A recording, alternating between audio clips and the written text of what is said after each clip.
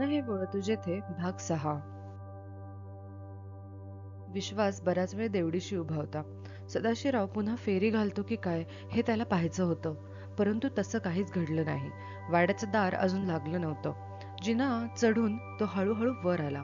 रमाबाईच्या पायाशी सुमा शांतपणे झोपली होती. चिमणी संथपणे जळत होती. विश्वास सरळ जिना चढून माळवदावर गेला. निशिकांत सुद्धा शांतपणे झोपला होता. लहान मुलाप्रमाणे अंग दुमडून निजला होता. निशिकांतला सावध करणं जरूर आहे असं ठरवून विश्वासनं हाक दिली. निशिकांत, निशिकांत. निशिकांत धडपडून जागा झाला.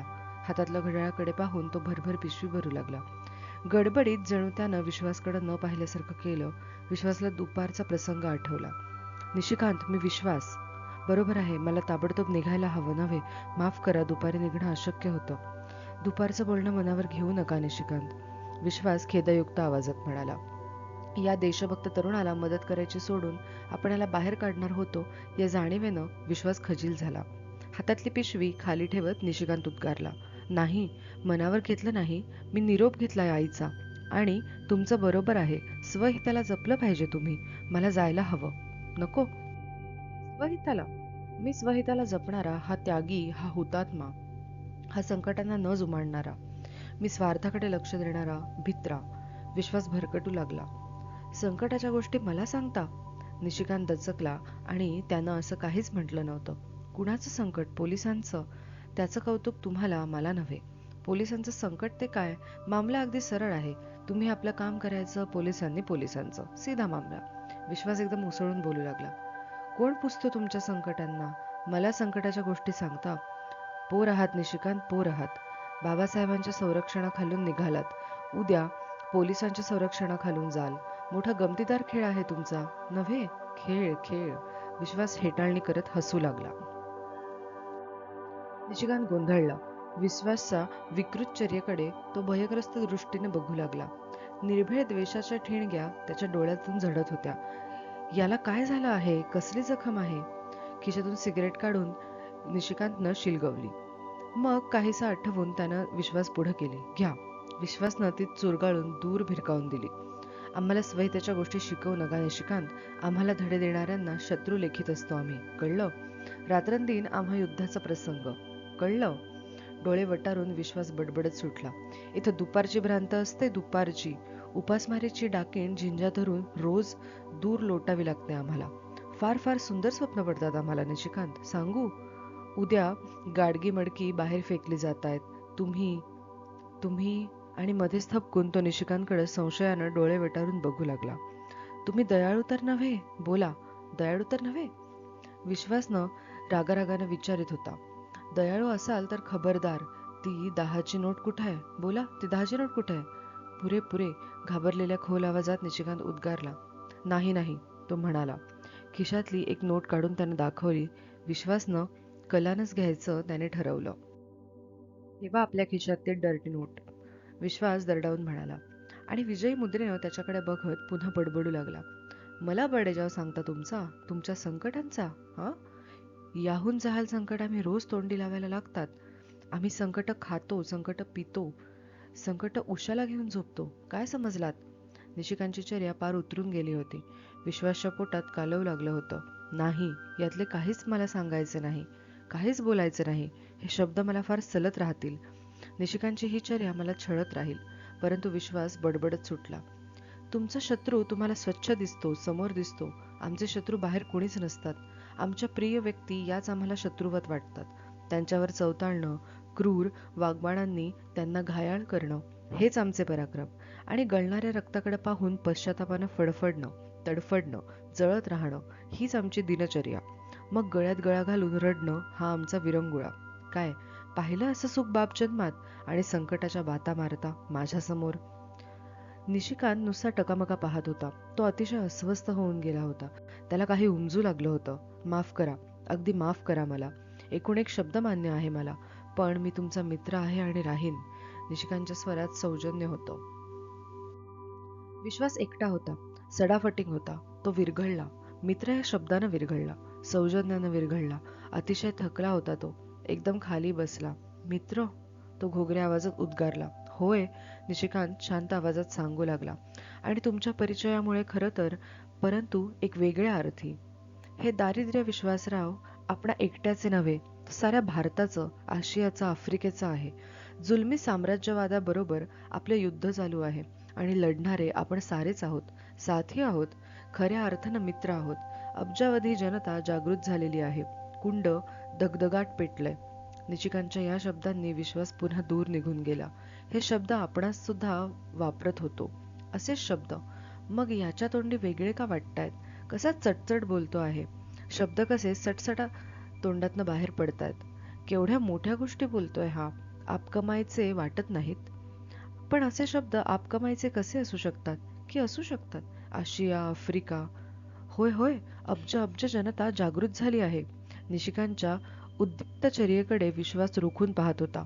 त्याचे डोळे प्रामाणिक होते, परंतु शेतकरी जसा खडे मांडून आपल्या पद्धतीनेच हिशोब समजून घेतो, तसा विश्वास विचारमग्न होऊन गेला. आणि विश्वासराव, तुम्ही आपल्या परिस्थितीला जरूर तोंड द्या. तुमच्या वतीनं आम्हाला काम करू द्या. काय बिघडलं त्यात? प्रसंगी ओ द्यालच, यात शंका कसली? आश्रय देत आहात. तुमचं पाठबळ नसेल तर आम्ही लुळे पांगडेच ठरणार, नाही काय? निशिकांत सावधगिरीनं एक एक शब्द उच्चारित होता. खरं सांगता हे? हलक्या आवाजात विश्वासनं विचारलं. खरं तेच सांगतो आहे. तुम्ही माझे गुरु आहात निशिकांत, विश्वास एकदम ठाम स्वरात म्हणाला. निशिकांत गडबडून गेला. गुरु आहात निशिकांत. मनात कितीतरी गोष्टी असतात, कितीतरी विचार असतात, अंधुकपणा जाणवतात, पण शब्द सापडत नाहीत, लख्ख प्रकाश पडत नाही. विश्वासच्या या बडबडीचा अर्थ निशिकांतला कळू शकला नाही. असेच एकदा भावे म्हणाले होते. भाव्यांना ओळखता तुम्ही? नाही. नाही? निशिकांतकडे चमत्कारिक नजरेनं पाहत विश्वास उद्गारला. तेही माझे गुरु होते. एक शब्द बोलले नि गुरु बनले. तुम्हीही मला असंच काहीतरी सांगितलं आहे. विचार भावनेला पटले की आपले झाले. ही चळवळ स्वतःच माझी निवड करील असंच तुम्ही म्हणालात ना? काय? असं काही बोलल्याचं निशिकांतला स्मरत नव्हतं. तो चाचरत म्हणाला, तेच. माझे गुरु आहात तुम्ही. असे गुरु अचानक भेटतात. एरवी ते गर्दीत मिसळलेले असतात. मात्र आपली पावलं भलत्या दिशेला पडायला लागली की बाही धरून ओढतात. आपण चपापतो, पण पावलं मात्र हव्या त्या दिशेनं पडू लागतात. कसला तरी विचार मनात येऊन विश्वास थबकला. त्याचा चेहरा दुःखी दिसू लागला. खेदयुक्त स्वरात तो सांगू लागला, पण माझ्या गुरुवर मी प्रेम करतो, भक्ती करतो म्हणता. उलट, याच्या अगदी उलट. प्रेम करणं महाकठीण काम आहे निशिकांत, महाकठीण. विश्वास भरकटत होता. दिवसभराच्या श्रमानं तो थकून गेला होता. निशिकांत जायच्या तयारीत दाराशी जाऊन उभा झाला होता. तुम्ही प्रेम केलंय निशिकांत? निशिकांत गोंधळला. खालच्या आवाजात म्हणाला, होय. असं म्हणता? डोकं खाजवीत व्यग्र आवाजात विश्वास अडखळत बोलू लागला. तुमचं सर्वांवर प्रेम आहे म्हणता? विश्वासचा चेहरा वेदनेने काळवंडून गेला. माझ्या वाट्याला तर असलं प्रेम येतच नाही निशिकांत. मी तर आजवर द्वेषच केला आहे, द्वेष. बेंबीच्या देठापासून द्वेष. तुम्ही प्रेम करता, आम्ही द्वेष करतो. कपाळावर आठा घालून समोरच्या कंदिलाकडं विश्वास एकटक बघू लागला. ते खडबडीत कपाळ, ते वटारलेले डोळे, ते खोल गेलेले गाल, टरारून फुगलेल्या नसा, ती भेसूर एकाग्रता. निशिकांत सरद होऊन गेला. तुम्ही काय म्हणता ते मला समजत नाही. तोच तर खरा पेच आहे. द्वेष करायला जातो, स्वतःच द्वेषरूपच बनतो. गिचमीड यंत्र उकळायला पाहतो, स्वतःच गिचमीड बनतो. तुम्ही तर आरशासारखे स्वच्छ आहात. मग मीच कोणतं पाप केलं आहे? विश्वास दाळतोट खात म्हणाला. विश्वास, विश्वास? माझी गरीब बिचारी बहीण. निशिकांत एकदम मागं सरला. कशाला मरायला माझी बहीण झाली कोणास ठाऊक. म्हणे प्रेम करते. निशिकांतचा संदर्भ साफ विसरून विश्वास बडबडत होता. 2 घासांची शाश्वती नाही म्हणे प्रेम करते. साधी भोळी आहे. तिचा दोष? सुंदर आहे. तिचा दोष? सांगा तुम्ही मला. पुन्हा विश्वासचा आवाज चढू लागला. निशिकांतला ते असह्य झालं. एकदम पिशवी खाली ठेवून त्याचा हात घट्ट दाबीत तो ओरडला. भानावर या विश्वास, मीही दोषी नाही. माझाही काही वार तुम्हीच घेतला पाहिजे. निशिकांत स्वतःच्या संदर्भात बोलत होता. तुमचा काही वार घेऊ? खडबडून जागा होत विश्वास उद्गारला. श्रीमंताच्या घरी जन्माला आलो हा माझा दोष? आणि स्पष्टच बोलायचं तर समजून घ्या विश्वासराव, मलाही समजून घ्या. निशिकांतच्या आवाजातली उत्कटता विश्वासला कळली. तो एकदम शांत झाला, निवून गेला. खोल गेलेल्या आजारानं कढत असल्यासारखा तो बोलू लागला. होय होय, समजून घेणं हे माझं कामच आहे. सर्वांना समजून घ्यायचं, सर्वांना समजून घेत राहायचं. काही वेळानंतर हेच मी स्वतःला सांगितलं असतं. मग मी कुठं राहू? समजून घेण्यातच राहा.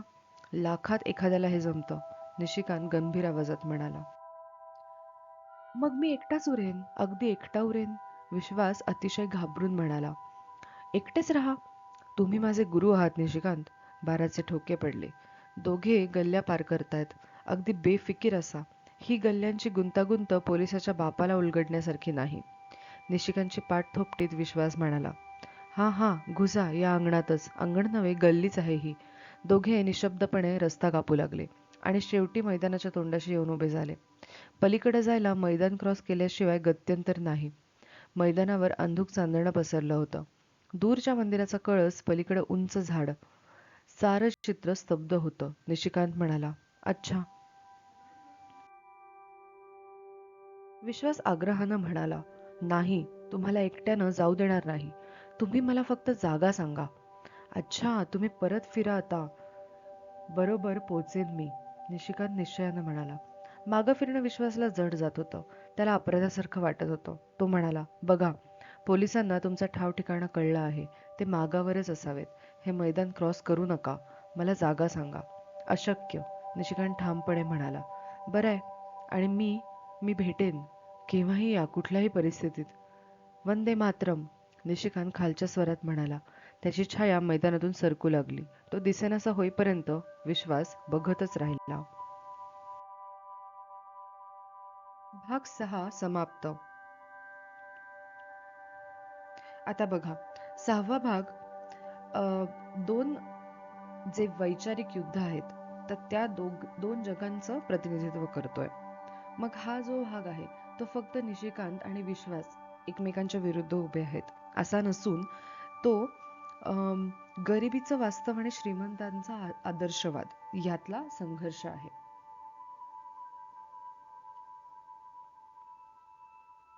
गरिबीचे वास्तव आणि श्रीमंतीतील आदर्शवाद. ठीक आहे, या दोन मधला संघर्ष आहे. आपण आता निष्कर्ष बघतोय. ठीक आहे. मग आता या निष्कर्षामध्ये काही प्रमुख भाग आहेत. ठीक आहे. जसा पहिला भाग काय आहे, तर विश्वास कशा पद्धतीने त्याच्या विचारांचा वैचारिक स्फोट झाला आणि त्याच्या मनातला द्वेष.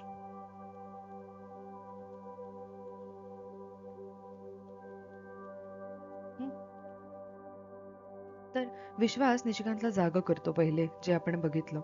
मग तेव्हा त्याच्या मनामध्ये मगाशी तो त्या क्षिप्रेच्या घाटावरती एक दृश्य बघतो, जेव्हा निशिकांत आणि त्याची बहीण हे दोघं जण एकमेकांच्या सोबत बसले असतात. मग त्यामुळे त्याला असं वाटतं की निशिकांत खूप पोरकट आहे. निशिकांतसाठी क्रांती एक खेळ आहे किंवा एक रोमांच आहे.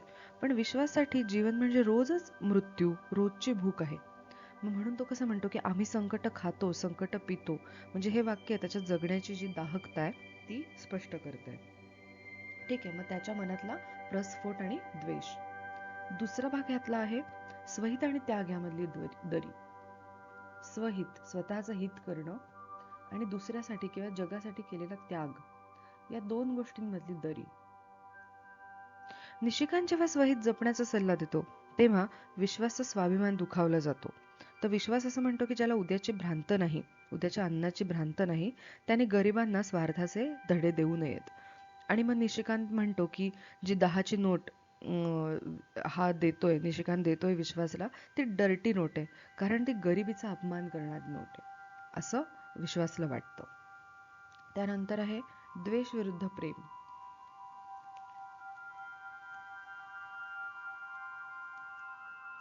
मग यातला सगळ्यात महत्त्वाचा संवाद आहे की द्वेष आणि प्रेम ह्यांच्याबद्दलचा. विश्वास असं कबूल करतो की त्याच्या वाटेला आजपर्यंत फक्त द्वेष आलाय. मग तो म्हणतो द्वेष करायला जातो आणि स्वतः द्वेषरूप बनतो. मग ही त्याची कबुली त्याच्या मानसिक छळाचं दर्शन घडवतं. तो सुमाच्या प्रेमाकडे सुद्धा तो संशयाने किंवा भीतीपोटी पाहतोय, कारण गरिबाच्या घरामध्ये प्रेमाला जागा नसते असं त्याला वाटतं. ठीक आहे. पण शेवटी निशिकांचा स्वीकार आणि त्याचं गुरुत्व.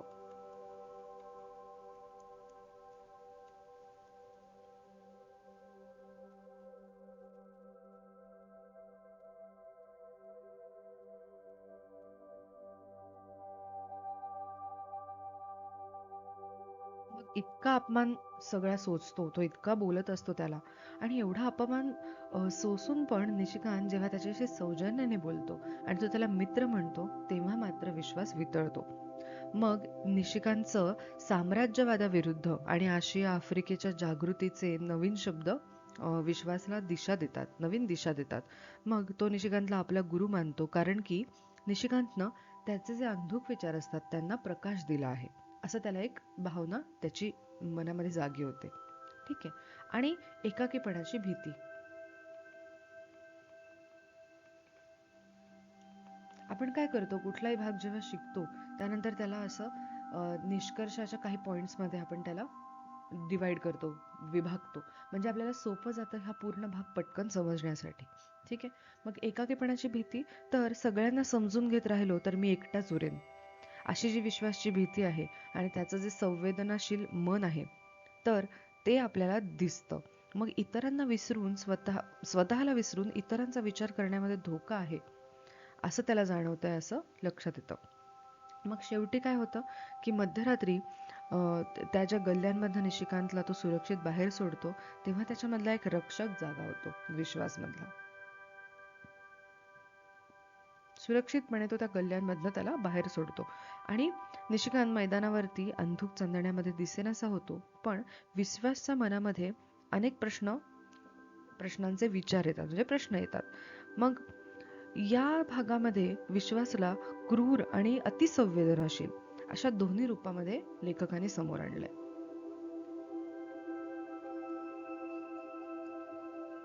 एकीकडे आपल्याला तो क्रूर वाटतो नायक आणि एकीकडे अतिसंवेदनशील वाटतो.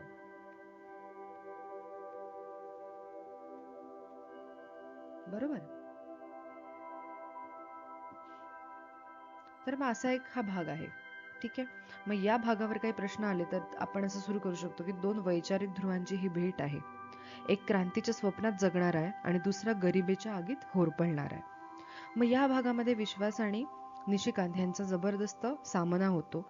निशिकांतच्या आदर्शवादाला विश्वास वास्तवाचा आरसा दाखवतो. पण या संघर्षातनं त्यांची एक नवीन मैत्री निर्माण होते आणि एक गुरु शिष्याचं नातं जन्म घेतं. ठीक आहे. तर अशा पद्धतीचा हा भाग होता. ओके. धन्यवाद.